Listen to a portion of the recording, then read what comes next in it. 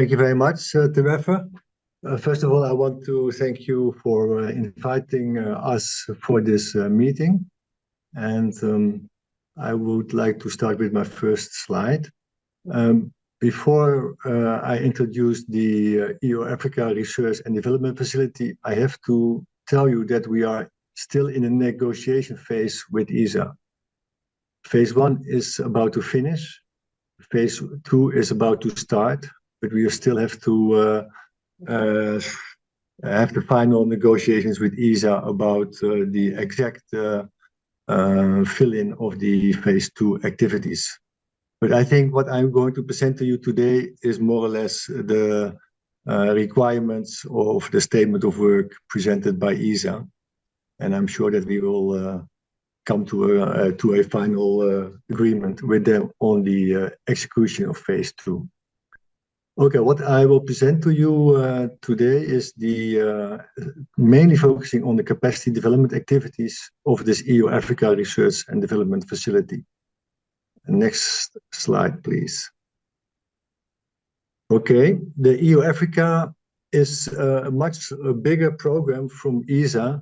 It's not only focusing on the research and development, but it's also focusing on other types of cooperation with the African research and the university community. Within the research and development facility, we have 4 different pillars. The first pillar is focusing on the Space Academy. The second pillar is focusing on research. The third pillar is focusing on a cloud-based Earth observation data analysis environment. We call it the so-called Innovation Lab, through which you can get access to cloud-based computing facilities. And the last piece, which I think is pillar, which I think is also most important, is to build a community between African and European researchers on research and on curriculum development and on, in fact, on Earth observation. Next slide, please.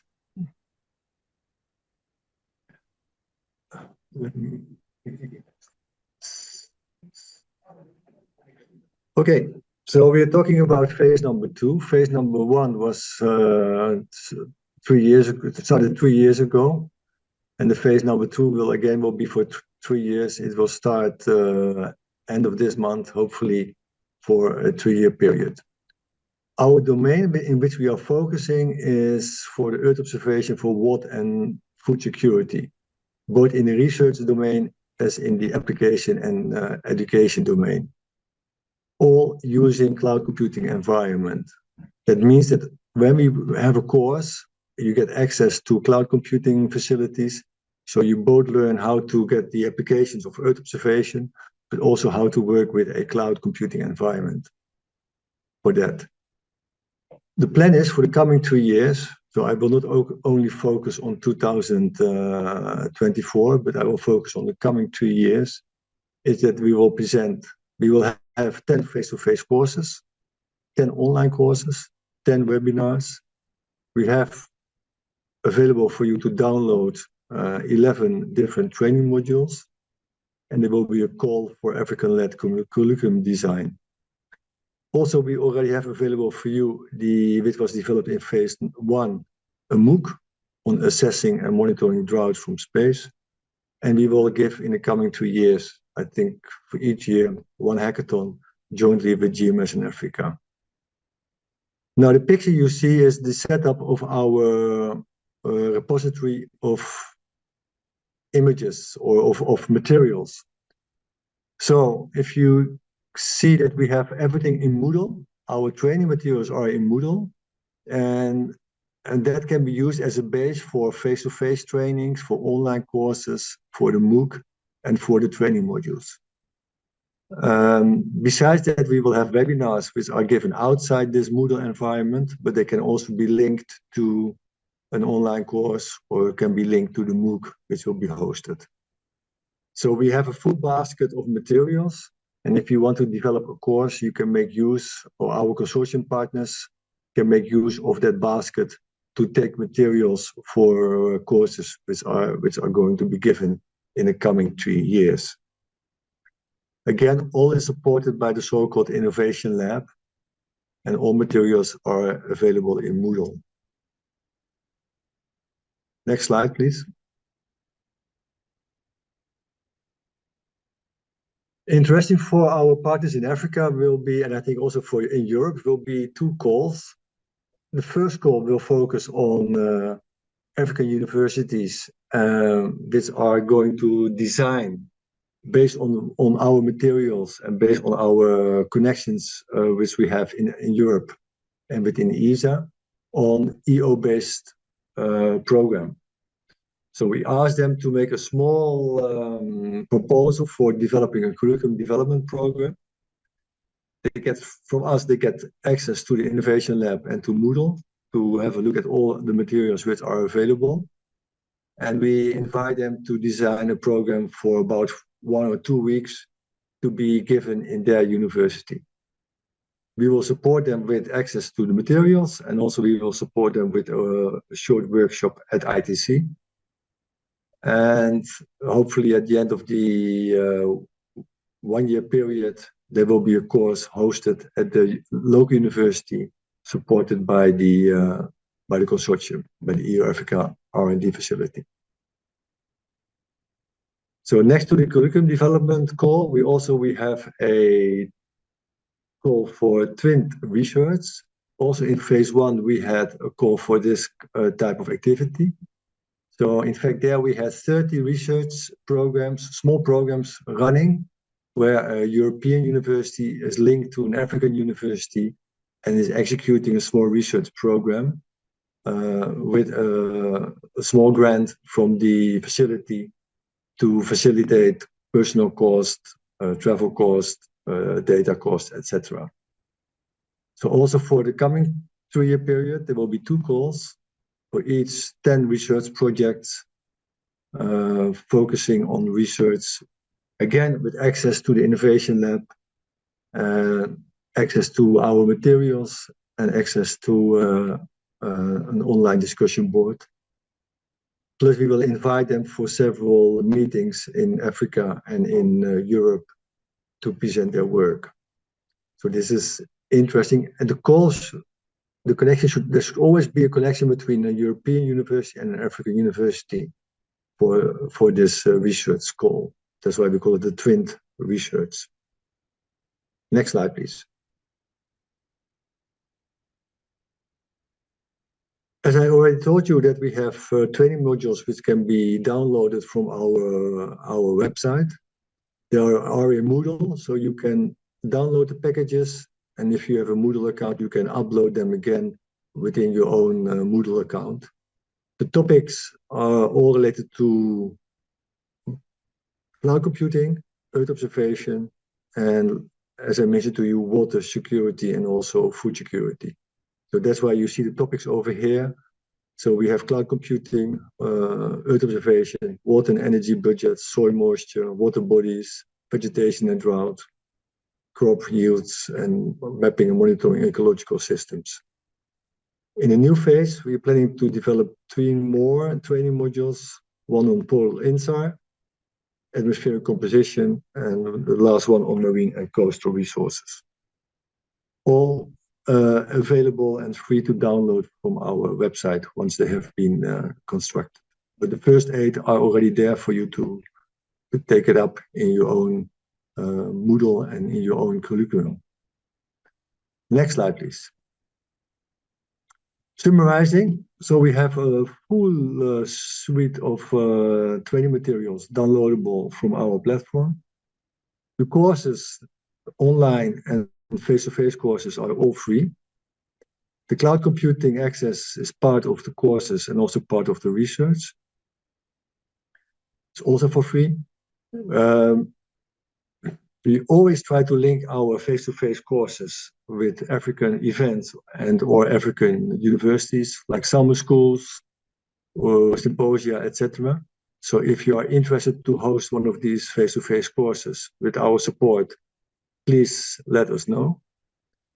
And please pay attention to our website when we are going to announce the curriculum design and the research call, which will come up in a few months.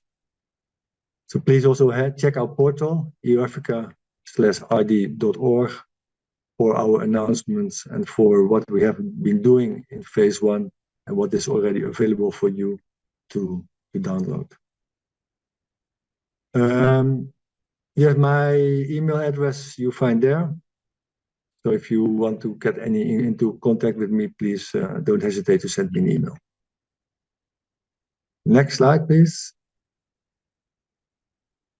Yeah, this is my last slide. This is the page on the Space Academy EO Africa Research and Development Facility, where you can find our activity in relation to capacity development, not in relation to research. Therefore, you have to go to other pages on the same website. Okay, this is for me. Thank you very much for your attention. And don't hesitate to contact me for any question or any more details.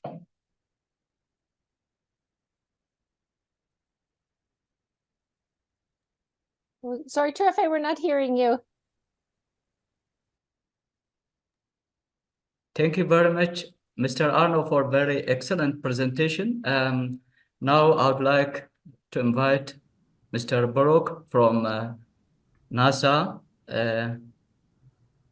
Advanced Remote Sensing Education and Training Program. So, Mr. Baruch, please, you are welcome. Hello, everybody.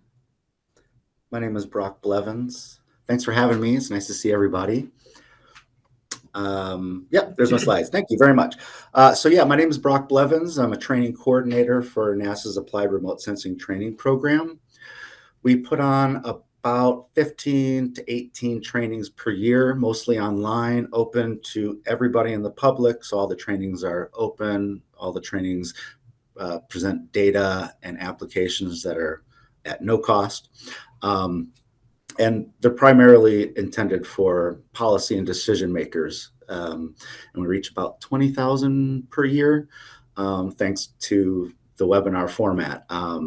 So we train on a couple different themes here: disasters, agriculture, ecological conservation, water resources, climate and resilience, and health and air quality. Next slide, please.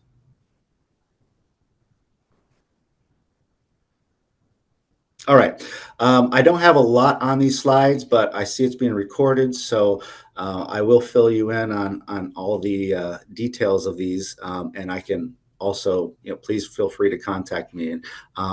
So these trainings are either in development or some of the further ones potential for partnerships. So if you see a topic that you're working on, some of the agendas may not be completely filled out exactly. So we're always looking for great opportunities to co-produce with other capacity building programs. So please, we're very open to such things. So reach out to us if you see anything that overlaps with what you're doing. So I'm just going to run through these, the impact in the disasters theme. We have a training coming up, and it's starting actually next week. It's a 3-part series. It's impact of lightning on fire and electrical outage risk. So this will be a 3-part training focusing on global and regional lightning data products for applications in disaster risk preparedness related to such things as wildfires, severe weather, and power outages. We have another one coming up in June.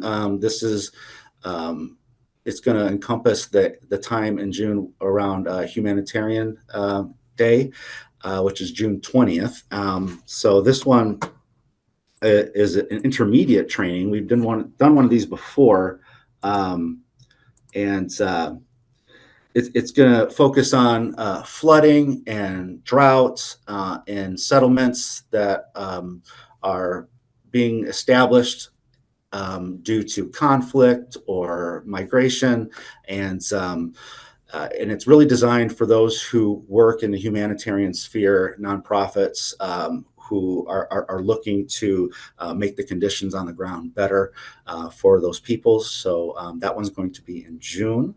Then we have another one in September. This is going to be focused on SAR, preparing the community for the NISAR mission that's coming up. And it's identifying and monitoring disasters with SAR. So we cover a couple of different disasters here. It'll be a 3-part, and it'll focus on damage proxy maps related to earthquake damage, flood extents and its impacts, and vegetation impacts due to natural hazards. And then so this next one here on agriculture, large-scale applications for machine learning using remote sensing for agricultural solutions. This one just finished yesterday. However, all these trainings are available for anybody to self-pace through the exercises, watch the recordings, transcripts of the Q&A presentations, data sets to play with. And we partnered with John Deere on this. And so please check it out. Anybody can self-pace through at your own time. And it's really for training machine learning models for classification using large source data sets to solve environmental problems for agriculture. And it was a really successful course. So please check that one out. And then we have another one coming up in the water and sort of disaster theme on drought. So this one, it'll be a 3-part advanced training. And we've had previous ones on drought, but it'll provide hands-on data analysis experience for different types of drought, being meteorological, hydrological, and agricultural. Next slide, please.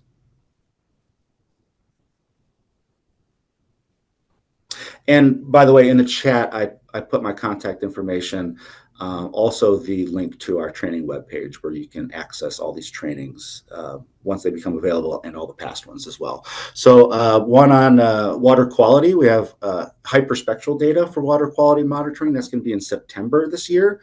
We usually open registration for these, by the way, 2 months in advance. So if you sign up for a listserv, or these are definitely bounced out through the EOTEC DevNet community, you'll be made aware of these when the registrations become available. This one's going to be using hyperspectral data to monitor water quality.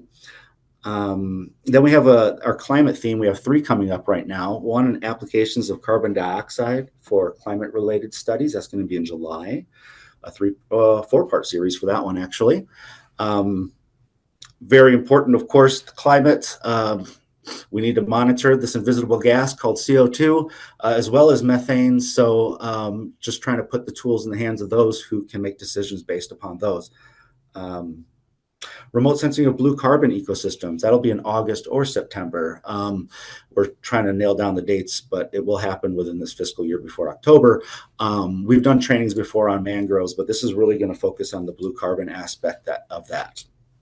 And then, as I mentioned, remote sensing of methane for climate applications. So NASA Earth Action has a greenhouse gas center set up within this last year, and we're going to partner with them to pull off this training, and that will also be a 3-parter.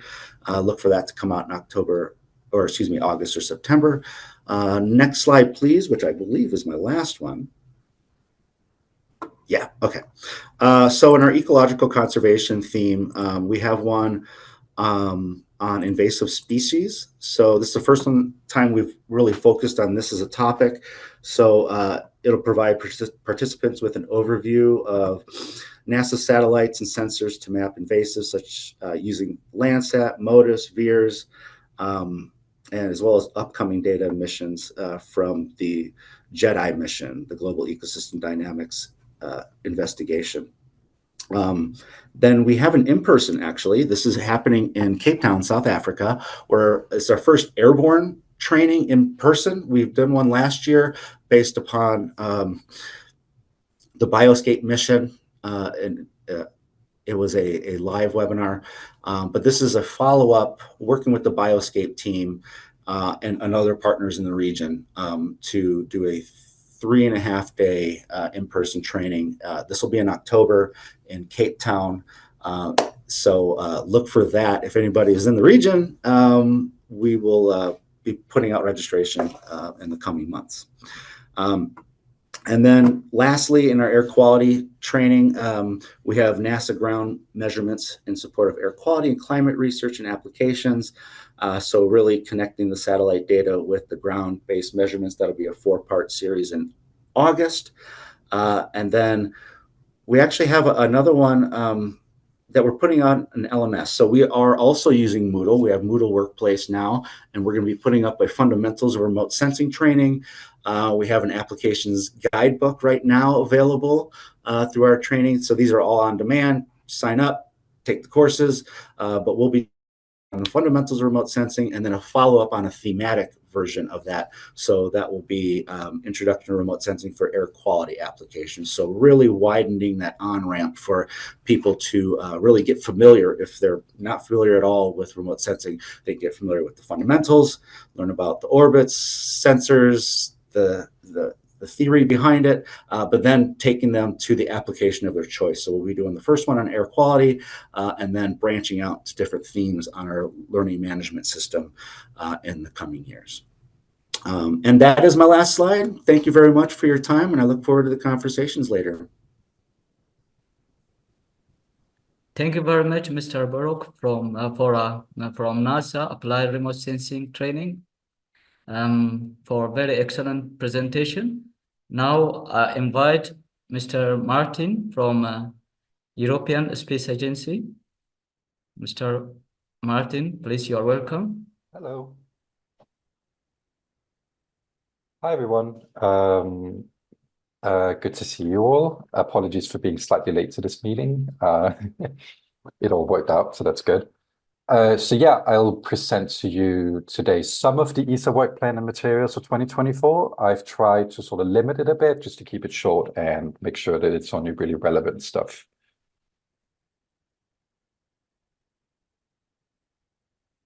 Thank you. So the key things I want to highlight is really our MOOCs. So it's our online courses that are for free. It's on the EO College platform. We have a series of MOOCs, but in particular, we have two sort of mainline series, which is this Land and Focus MOOC that focuses on land applications and optical remote sensing. For that, this year, we are creating new content for it. And no, I'm not French. Thank you. Sorry, pop up. We're focusing on creating new content from it based on a user survey and make sure, as you can see on this image right now, it's split into sort of 8 different themes, and we're trying to make it a more cohesive experience and link between them more. We're also testing some elements of adding a gamification system to it a little bit to see to encourage user retention, which is already pretty good. And then we're also making sure that we add long-term support to our MOOCs. For our SAR MOOC series, we're also adding information on XL and P-band SAR, multi-frequency, and we've also started collaborating with ISRO, the Indian Space Agency. And so we're adding information about EOS-4, which is their SAR satellite, sort of works very similarly to Sentinel-1.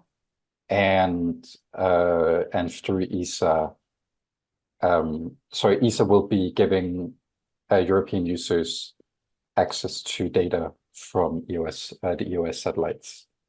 So we're adding information there as well. And lastly, we have a new MOOC that's just been released, which is on open data science, Earth observation, cloud computing, and data cubes, because it's a topic that we heard a lot of requests for from our mainly university student users.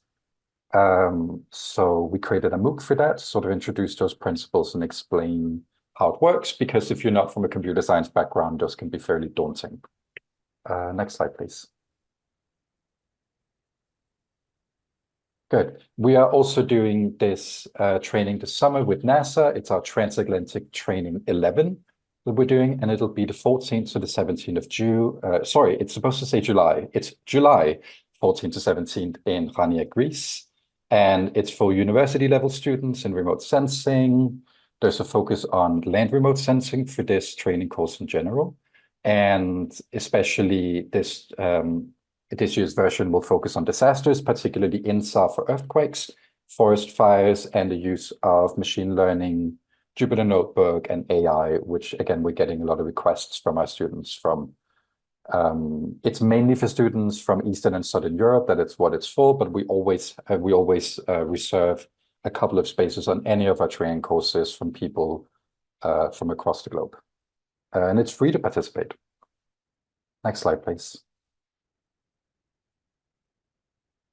Yes, we've also just finished a contract to upgrade the EO browser, particularly adding this educational mode and a bunch of features alongside that.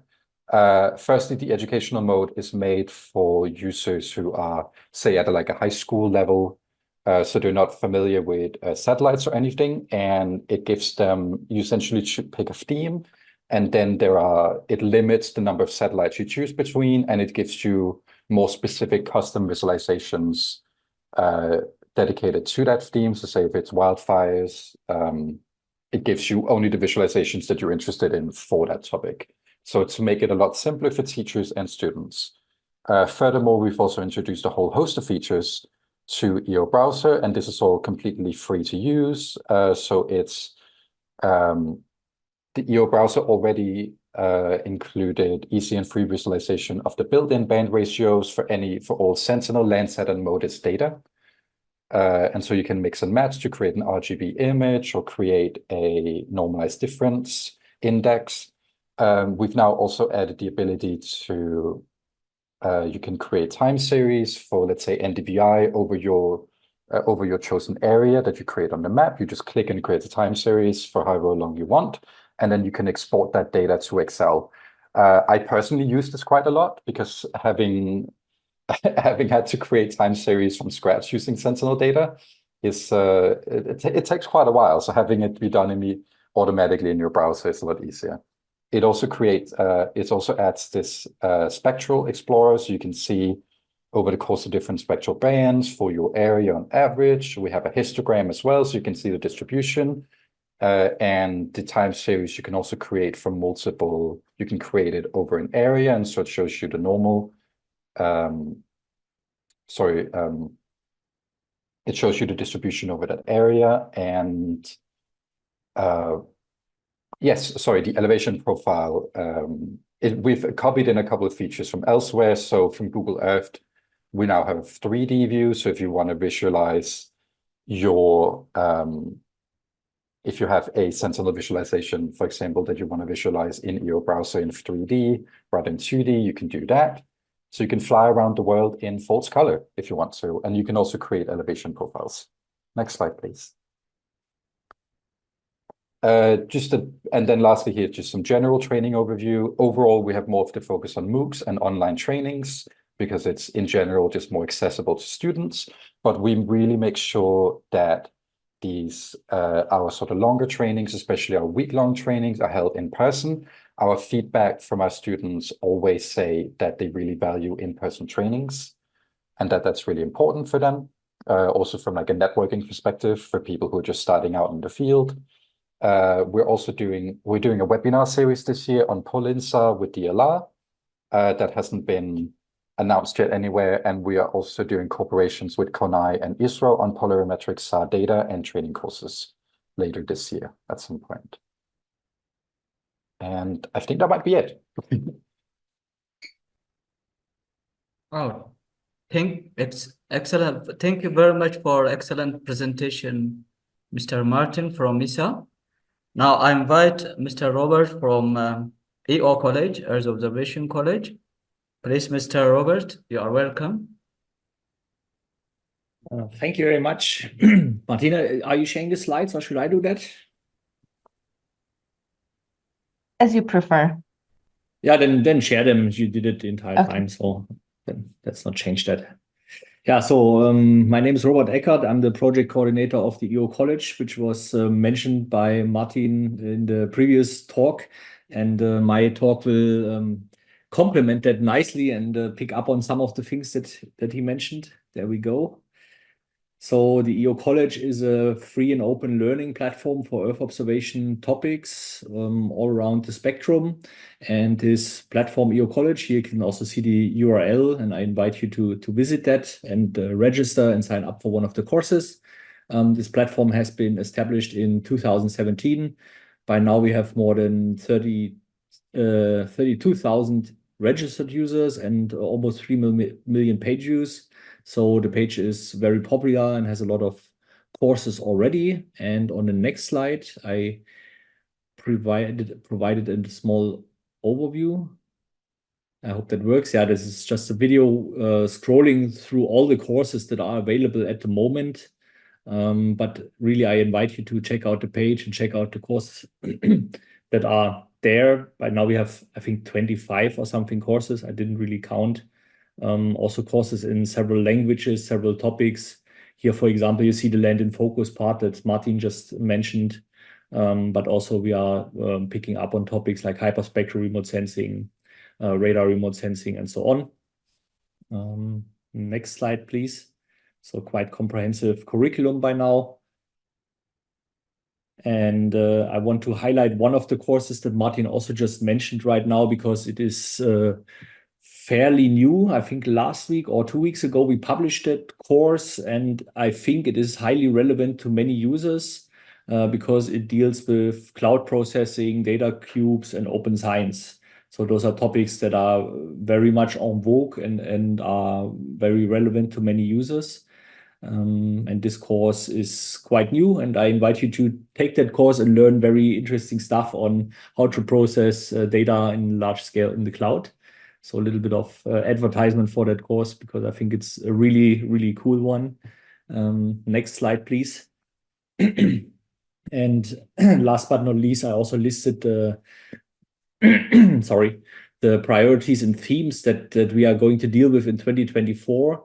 We have different categories here. So first of all, we are going to do some research.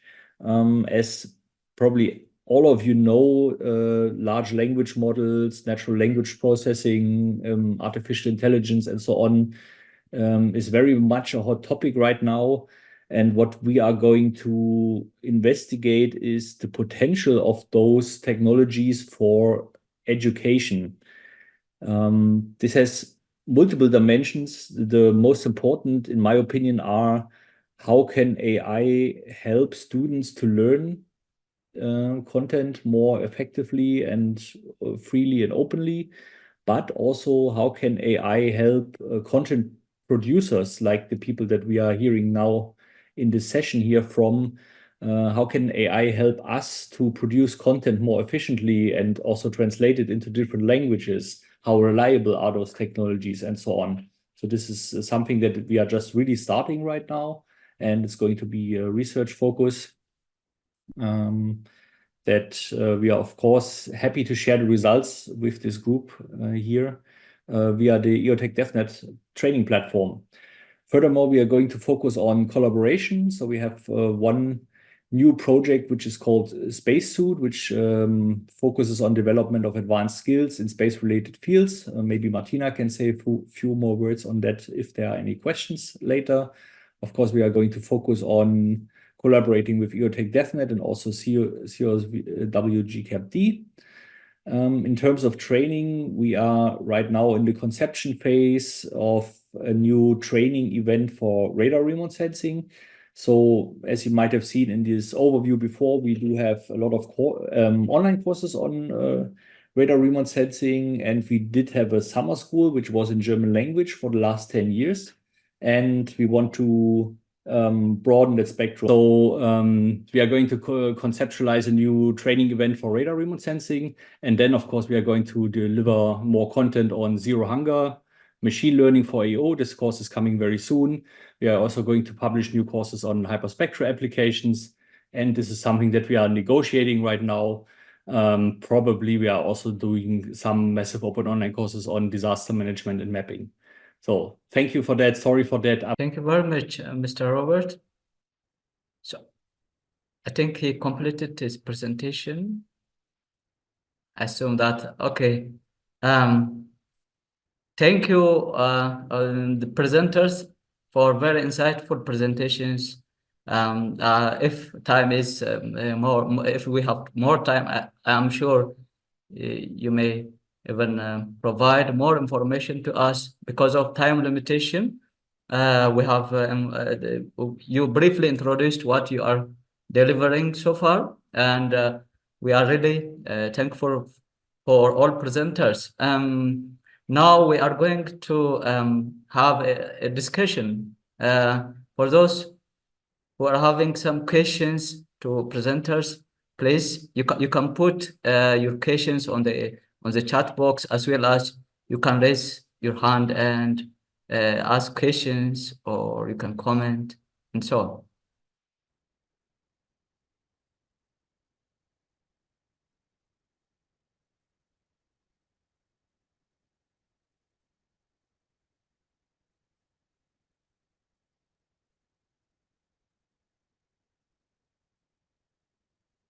I don't see any questions on the chat box, I think. Hi, Terefe. I just popped one into the chat box. Oh, Okay, let me just quickly switch on my okay. camera. Just a reminder, colleagues, my name is Shine Litagazi Mkatwa. I'm with the South African Weather Services Regional Training Center here in Pretoria, South Africa. So we train mostly on meteorological topics with a focus on operational forecasters, as well as meteorological technicians that work on the observation equipment. It's very good to hear of all these training initiatives that are available. But as a training provider, you know, it's well and good to put all of these tools and platforms out there.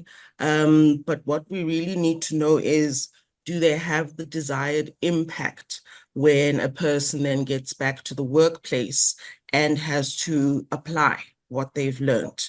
You know, when you speaking about competency and building someone's competency up, it's about the knowledge, it's about the skill that the person's able to pick up. So how do you translate that into, you know, how you do your work? And then there's behavior as well. So we're in a position where we're trying to find out how can we best measure the impact of the training, not just by numbers of attendees, but how does this, you know, what's the impact when the attendee then goes back to their workplace? Is there a methodology perhaps that some of the training partners use that we could perhaps, you know, explore as well? Thank you, colleagues. Thank you so much, Makshaw, for a very interesting question. I think for all presenters, I think Mr. Mansour. Yeah, thank Yeah. you. Yeah. I have one question, and my question goes to NASA Applied Sensing Program, because he present about training. And I have two questions. The first question is about field spectral hands-on training, that this training will be face-to-face, and I would like to know how we can fulfill the requirement to have the opportunity for this face-to-face training. And the second training, for the presenter, he present the name of the training. It's really interesting, and really we need to improve our knowledge and capacity. And perhaps it's online training because we don't have the information. And I think that where we can get this information, where and to check and to register for the online training. That is my two questions. Thank you. Okay. Thank you, Mr. Mansour. Hi, yeah, thank you for your question. If you look in the chat, I put the URL for our training program. From there, you can see all upcoming trainings as the registration becomes live. It's usually about 2 months beforehand. The hyperspectral one, let's see here, that's occurring in September. So that'll be opening up in July. We have a listserv. You can sign up for that and you'll get a notification. We only send notifications for a quarterly newsletter and any upcoming trainings that are coming up. So we don't flood your inbox with that. So that's when the hyperspectral will be coming out, and all the rest of the trainings. I think I'm addressed your question here. And quickly to go back as far as measuring impact, I'm not sure how much monitoring and evaluation of learning each program has within them, but for about 10 years now, we've had an evaluator who conducts our surveys for us. We'll do one right after a training in order to really identify how the training went. But more importantly, after a year, we send a follow-up training survey in order to really identify, okay, now that it's been a year and you've had some time to possibly start working with this, are you using it? Are you possibly replacing some of other data with EO data in your operations? If not, what are the barriers? So we're really trying to pull that out. That's one way that we're trying to measure impact. And we also brought on an instructional designer in order to match our objectives with some sort of evaluation. We're trying to get more quantitative with that. We're working towards that. We're still building the infrastructure to do such, but definitely the surveys a year later are very valuable to us. Yes, I can imagine so, yeah. Thank you. And just as a follow-up on that question, Brock, do you, what percentage responses do you get as opposed to the questionnaires or surveys you send out? I would say it's about 30 to 40% for the first one that we send the day after the training concludes. And then it's about 10 to 15% for that year afterwards. But it's quite a bit of data given that we reached 20,000. So it definitely gives us something to work with. Okay, yeah. Great. Thank you. Thank you very much. I think Mr. Arno is raising his hands. Mr. Arno, you are welcome to react. Yes, I also want to respond to this interesting question from Lita Kasi. Indeed, impact Yes. Impact is very, very difficult. It's a good question. Impact is very, very difficult to measure. But when I look at the audience of today, I see many of my former students. So I think that it will take time, so maybe after 1 year or after 2 years, that people start to really digest the materials offered in courses and start to implement it.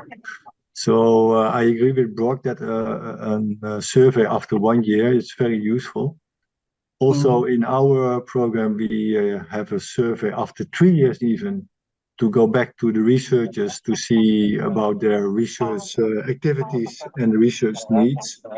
So follow-up surveys are really very important, but again, I think time is also very important to digest the materials and to start exploring how to use it in the work.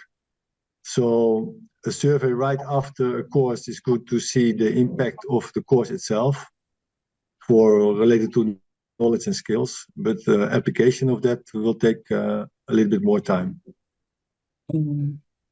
Thank you very much, Mr. Arno. I am keeping Mr. Levesky on waiting list. I'm very sorry, Mr. Tremblay. I'm sorry if I'm calling your proper name. I'm sorry, very sorry. So you are welcome, please. Yeah. Thank you. No problem at all. You did a very great job. Thank you for the meeting today. My name is Laurent Shah, but in short is LC, and I work, as I mentioned in the chat, for the Global Water Partnership, specifically in West Africa and Central Africa. A big part of my work is to support countries and governments in establishing drought management policies and planning instruments. So my question for you is a bit about if you have any documentation trainings on this EO and policy interface. So for policy officials that aren't necessarily technicians, how do we go about building an investment rationale for Earth observation, sort of an intro course into the benefits of Earth observation, especially for drought planning and forecasting, and as part of integrated drought management, and same perhaps with flood management as well. I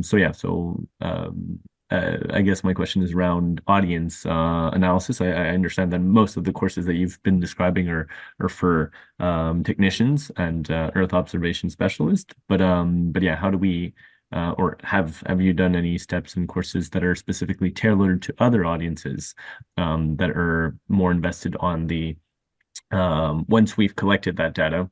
What do we do about from a monitoring perspective, a response perspective, and also then a policy and governance aspect? Thank you. Thank you so much.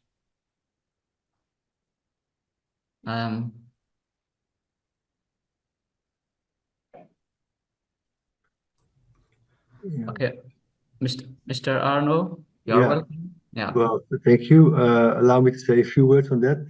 Thanks for your question, LC.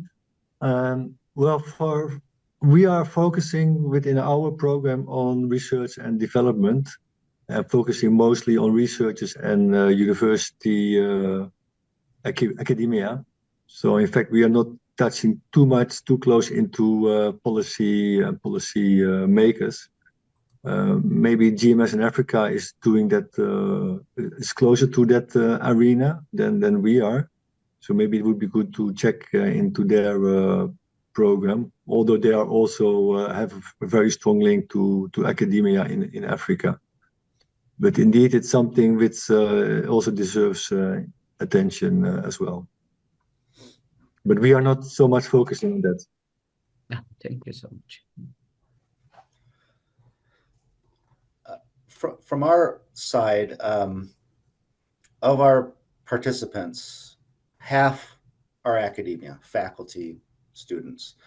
However, when we're designing our courses, we really want to get into the operational decision making that some policymakers need to have. So we target that audience. However, that is a really tricky subject because you really have to know how these decisions are made in order to know where the Earth observations can start to play a role. So, working with UN agencies, the Sustainable Development Goals, the custodial agencies, trying to get them to accept Earth observations as metrics for the indicators that they're requesting from countries. That's one way. It's a very high level.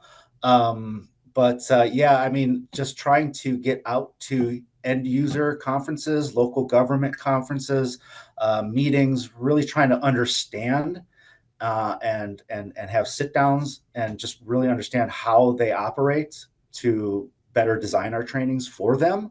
But on the other hand, and this is more the long game, if we are teaching people the awareness, the appreciation, hopefully adoption of people coming up through university, hopefully in time, like I said, long game, hopefully in time they move themselves up to a place of policymaking and decision making with this appreciation and awareness of Earth observations already in their hands. So building a workforce that will be a future policymaker.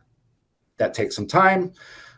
There's certain things that need to be addressed more currently, but it's sort of a two-pronged approach. But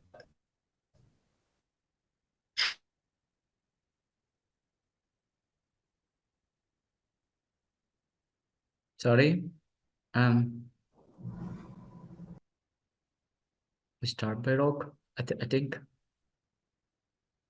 yeah, Mr. Baroque, you completed, I think, your reaction. I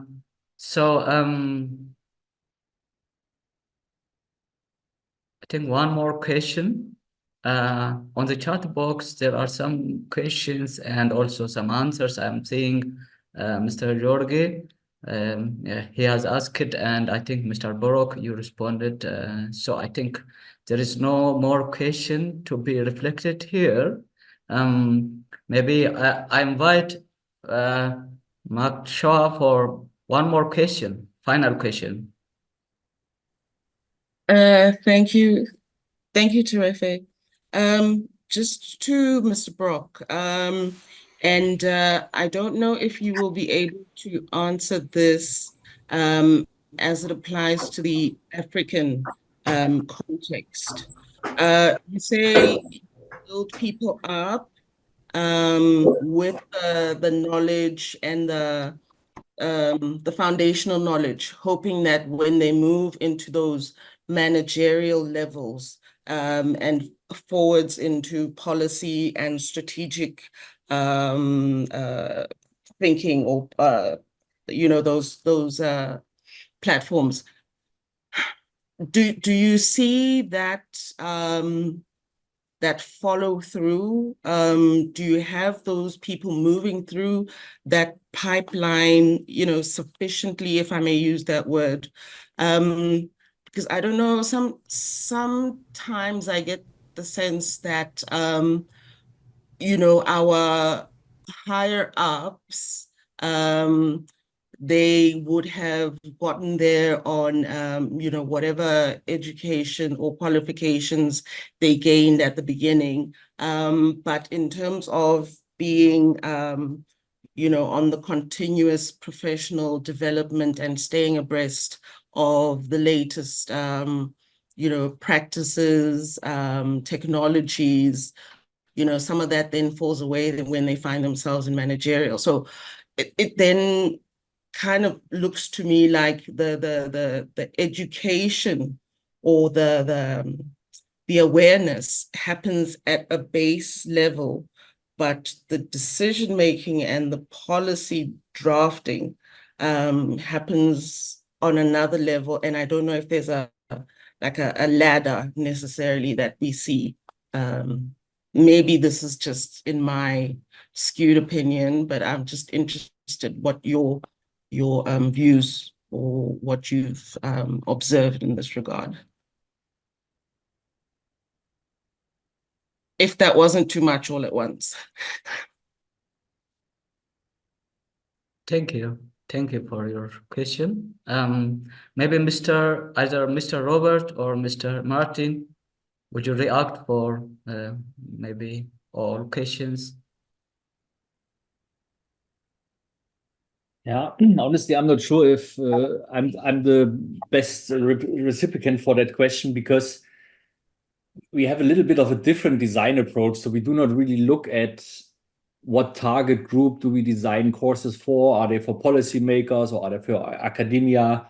I'm always saying, so our target group are humans, because especially in this online world, the motivations and the reasons why people come and the knowledge they bring to or what brings them to such an online course are so diverse and so chaotic that it's, in my opinion, very hard to plan for any of those scenarios. That's why we do it a little bit different. We just do our best to produce the best materials we can, and then we let basically people individually decide if this is for them or if this is out of their scope, because otherwise, I think it gets very, very complicated to track all the things and to plan for all the things. And I know that this is a little bit of a different approach than most other institutions take. But so far, I think it works quite well for us. But that's why I'm saying I don't think that this question is really something that I'm qualified to answer. Thank you so much. I can add as well from ESA's side that we don't work much with policymakers, say as a target group, for example. We really work with students, and of course, it's important for us that we distinguish between sort of like X and Y group. Particularly, we look at for EO training specifically, because I will mention that a part of ESA, of course, works with school kids, which is a completely different beast in terms of target group. So for EO education, often the distinguish we have to make is between sort of intermediate users. So imagine bachelor and master students versus our advanced users, PhD students and professionals. And that typically with how ESA does how we do our courses, it's a matter of making sure that we choose appropriate teachers for our courses and that also the format is correctly. So for an intermediate training, we will tend to do slightly more online courses because it can be, I'm not going to say less effort, but the courses can for sure be maybe easier to access for a wider group. Whereas for advanced users, so PhD and above, we really try to do sort of in-person trainings and conferences to target those people. Great. Thank you so much, Mr. Martin and Mr. Robert. And I would like to thank every one of you who participated very actively in this session.